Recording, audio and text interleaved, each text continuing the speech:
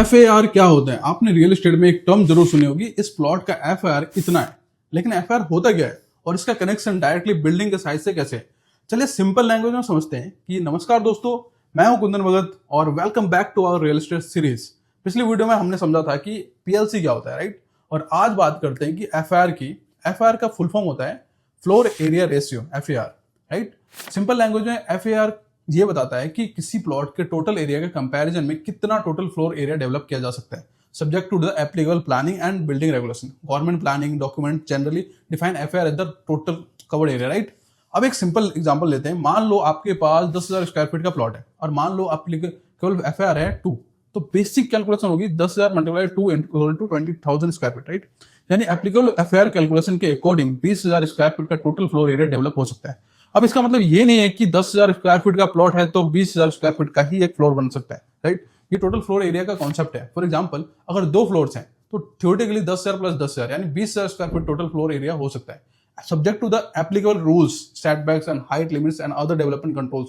इसी वजह से FAR रियल एस्टेट डेवलपमेंट में बहुत इंपॉर्टेंट कॉन्सेप्ट है। अब एक और इंटरेस्टिंग पॉइंट, FAR जितना हायर होगा जनरली उतना ज्यादा फ्लोर एरिया डेवलप करने की पोटेंशियल हो सकती है, और FAR लोअर है तो परमिसिबल फ्लोर एरिया भी लोअर हो सकता है।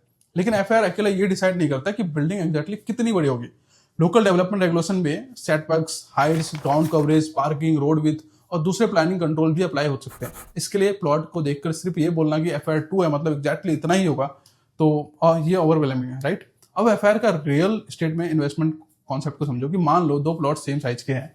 प्लॉट ए का परमिसिबल FAR है जो 1.5 और प्लॉट बी का है 2.5, तो सेम लैंड एरिया के बावजूद प्लॉट बी पर एप्लीकेबल रूल्स के अकॉर्डिंग ज्यादा फ्लोर एरिया डेवलप करने की पोटेंशियल हो सकती है, राइट? और इसी वजह से FAR लैंड वैल्यू पर डेवलपमेंट इकोनॉमिक्स को इन्फ्लुएंस करने वाले इंपॉर्टेंट फैक्टर्स हो सकता है।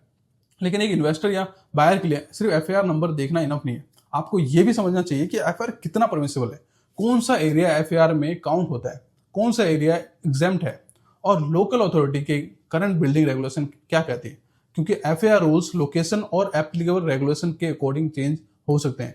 तो नेक्स्ट टाइम जब कोई बोले इस प्लॉट का FAR बहुत अच्छा है तो बस नंबर सुनकर इंप्रेस मत होना, पूछना कि यार उससे कि परमिसिबल FAR कितना है और उसका according total permissible floor area कितना बनता है। एक लाइन याद रखो, रियल एस्टेट में लैंड का साइज इंपॉर्टेंट है लेकिन उस लैंड पर लीगली कितना डेवलप कर सकते हैं ये भी उतना ही इंपॉर्टेंट है।